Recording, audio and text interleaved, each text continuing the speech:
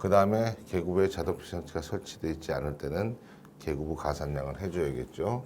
플러스 계급부 면적 곱하기 계급부 가산량.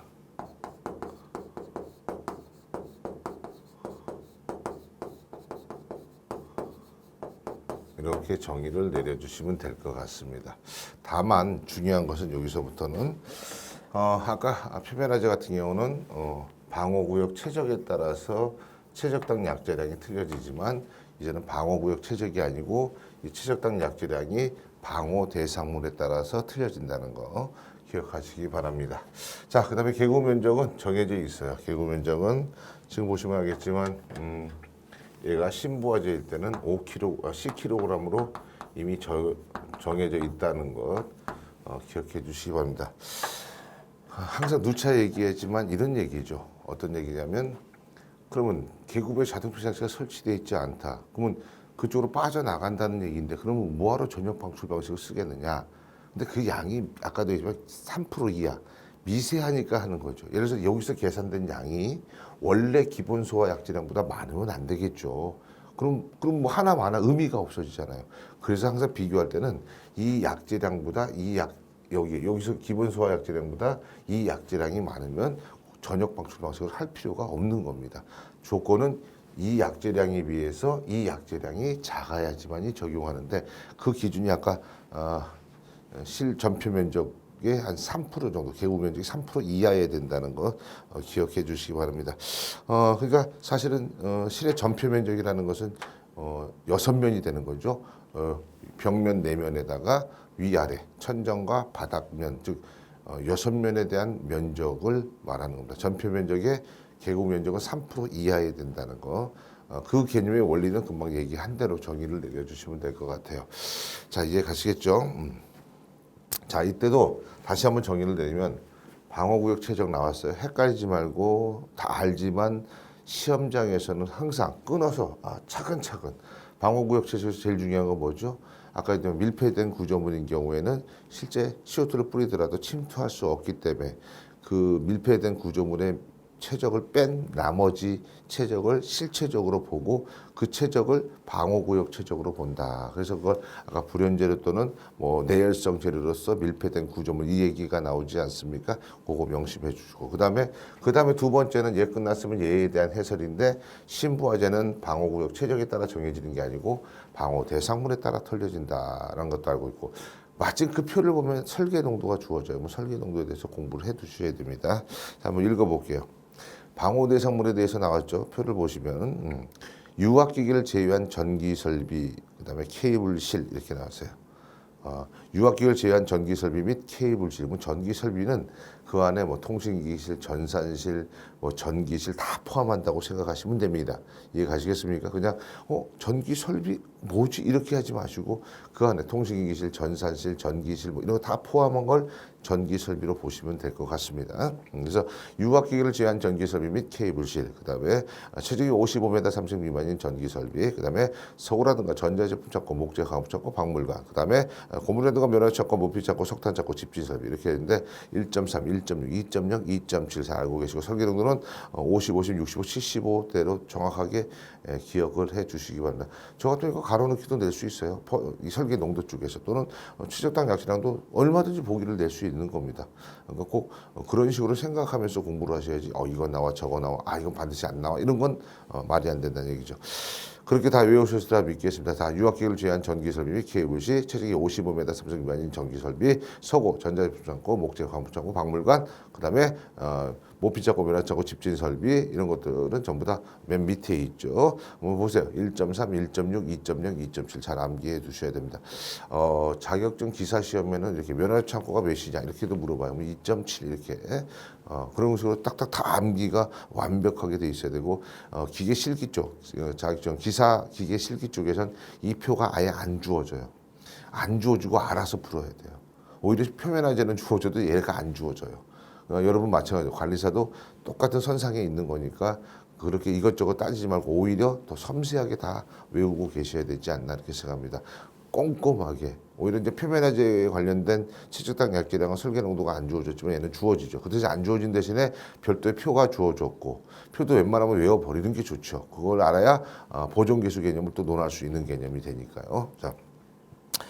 그다음에 그 밑에 참고란 즉 팁을 제가 다 줬어요. 팁을 읽어보니까 읽어보기 전에 나번을 먼저 읽어볼까요? 표 밑에 방어구역의 계급부에 자동 피장치를 설치하지 아니한 경우에는 감옥 기준에 따라 산출한 양의 계급 면적 1m 제곱당 10kg을 가산하라고 나옵니다. 이 경우 계급 면적은 방어구역 전체 표면적의 약 3% 이하로 해야 된다. 이런 얘기를 했어요. 그래서 이제 참고란에 즉 팁란에 보면 그런 말이 쭉 나옵니다. 제가 아까 해설했던 게 정확하게 돼 있고, 그다음에 신부화재에서는 이 계급부에 대한 개념도 고려해야 되겠지만 설계 농도 유지 시간도 반드시 신경을 써야 된다. 그래서 영어는 이제 쇼킹 타임이라고 하죠. 쇼킹 타임 또는 영어로 뭐라고 홀딩 타임이라고도 하죠. 그래서 설계 농도 유지 시간을 잠깐 볼게요. 같이 공부해 줘야 되는 게 설계. 여기서 이제 공부할 때 여러분 이제 우리가 어렵게 하지 마시고 여기서 첫 번째 방어구역 최적에 대한 정확한 정의 알아야 되고, 두 번째 여러분 이제 최적당 약재량 반드시 정리를 이렇게 하시면 좋아요. 정리를 이렇게 아까는 제가 이제 말로 했지만 여러분이 이런 식으로 그다음에 계급부 가산량 해야 되겠죠. 가산량에 대해서 반드시 암기해주고, 이 최적당 약재량 계산할 때는 뭐에 따라 틀린다? 방어 대상물에 따라서 틀려지는 거고, 그죠? 방어 대상물 쪽하고 틀려지고, 또 하나 그 표에 주어진 설계 농도 50, 50, 65, 70 이것도 75 그거 다 암기해 주십시오. 설계 농도 다 암기해 주시고. 그건 되겠죠. 그 다음에 이제 여기서 이제 중요한 게 신부화재 쪽에 적용하기 위한 개념 중에 하나가 바로 뭐냐. 신부화재 쪽에서 논하는 게 우리가 설계 농도 유지 시간에 대해서 간단하게 쓸 줄 알아야 돼요. 그래서 이제 설계 농도 유지 시간이라고 하고, 이건 분명히 관련돼 다 출제가 됐던 것들일 겁니다. 기사에는 이미 다 출제가 됐어요. 그죠? 쇼킹 타임. 그죠? 쇼킹 타임이 있고, 또 뭐라고도 합니까? 다른 말로 여기서 홀딩 타임이라고도 합니다. 홀딩 타임이라고 해서 설계 농도 유지 시간이라는 건 뭐냐면, 만약에 이런 얘기죠. 우리가 설계 농도 예를 들어서 50%를 정해서 쫙 뿌렸어요, 이 방에. 그렇게 되면 이 방 안에 공기 중에 약 CO2가 50%를 차지하고 있다는 얘기로 가셔야 돼요. 그렇죠? 그 상태에서 거풀꽃이 먼저 꺼져요. 그죠? 연료 표면에 어떤 거풀꽃이 먼저 꺼집니다. 근데 이제 주로 A급 개념이다 보니까 속불꽃까지 잡기 위해서는 보통 CO2는 NFPA 기준에서 약 20분 동안 그 설계 농도를 그대로 유지시켜 줘야 돼. 그렇지 않고 거풀꽃 꺼졌네, 다 끈 것 같아. 그리고 문 딱 열면 끝나버리는 거야. 그래서 그 농도를 그대로 유지시켜 줘야지만이 속불꽃을 잡을 수 있다는 개념으로 갑니다. 그게 바로 뭐야? 설계 농도 유지 시간 또는 쇼킹 타임이라고 하는데, 사실은 하론으로 갈수록 그 시간이 더 길어져요. 왜냐하면 하론의 주 개념은 질식 개념보다는 부촉매 개념이다 보니까 즉 거풀꽃은 잘 거예요. 근데 이제 CO2보다는 냉각이나 질식에서는 좀 떨어지는 감이 없지 않아 있어요. 그래서 속불꽃을 잡기 위한 조건은 질식과 냉각 개념이거든요. 거풀꽃은 빨리 잡는다고 해서 끝나는 게 아니죠. 재발화가 일어날 확률이 높죠. A급은. 그런 개념에서 NFPA 기준을 보면 얘가 20분이면 하루는 30분 정도의 설계 농도 유지 시간을 유지해 줘야 된다는 겁니다. 소화력은 거풀꽃이 월등히 뛰어나도 속불꽃을 못 잡기 때문에 그런 개념을 생각해 주시면 될 것 같습니다. 자, 그래서 이제 참고란에 쭉 읽어보시면 여러분이 되지 않나 이렇게 생각합니다. 자, 이제 계속해서 이제 뭘로 가셔야 되냐면 국소 방출 방식으로 해야 돼. 앞으로 공부하실 때 하론이든 CO2든 이런 식으로 천천히 다시 한번 되새김질하고, 그다음에 외워줘야지 되지. 그냥 가볍게 생각하시면 안 되지 않나 이렇게 생각합니다.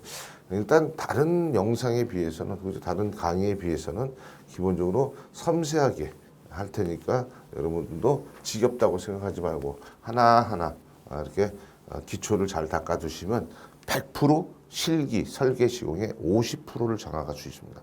꼭 기억해 두시고, 그리고 필기하시면서 이거는 실기에도 나올 수 있어. 따로 정리해 놓으시고, 이것도 실기에 나올 수 있어. 왜냐하면 마음 먹고 공부하는 가운데 나오는 거지 눈으로 봐서는 잘 문제가 안 만들어져요. 그러니까 공부 열심히 하다가 또는 동영상 듣다가 이거 나올 만하네 체크해 놓고 그렇게 하셔서 하나하나 만드시는 게 좋습니다. 강사를 믿는 것도 좋지만 여러분 스스로도 하나의 문제를 만드는 것도 계속 연구하셔야 됩니다. 자, 그 다음에 이제 국서 방출 방식 들어가 볼게요.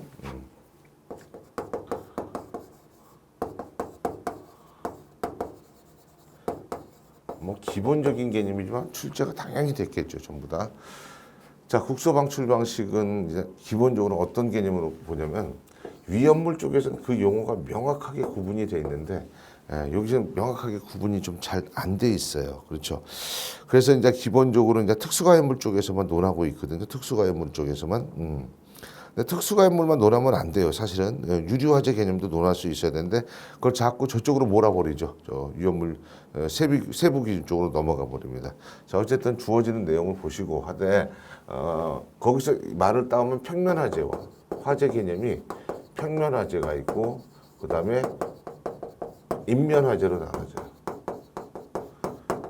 제가 보기에는 얘부터 먼저 일단은 구분을 해야 되지 않느냐. 평면화재냐 인면화재냐 이런 개념이 먼저가 아니냐. 그러면 평면화재는 보통 뭐야 어떻지 이런 말이 있죠. 윗면이 개방된 용기에 저장하거나 연소면이 한정돼 있고 가연물이 비산할 우려가 없는 경우 이제 화재 시 좀 더 위험성에 대해서 좀 떨어지는 것들 그죠. 윗면이 개방된 용기에 저장한다는 건 폭발의 우려가 없는 거고 그 다음에 가연물이 비산할 우려가 없고 연소면이 한정돼 있는 경우 이런 경우는 소화하기도 쉽잖아요. 그렇죠? 이런 경우는 평면화재라고 하고 밀폐된 용기에 저장하거나 가연물이 비산할 우려가 있고 연소면이 확대될 우려가 있는 경우는 뭐가 됩니까? 당연히 인면화재로 넘어가셔야 되지 않냐.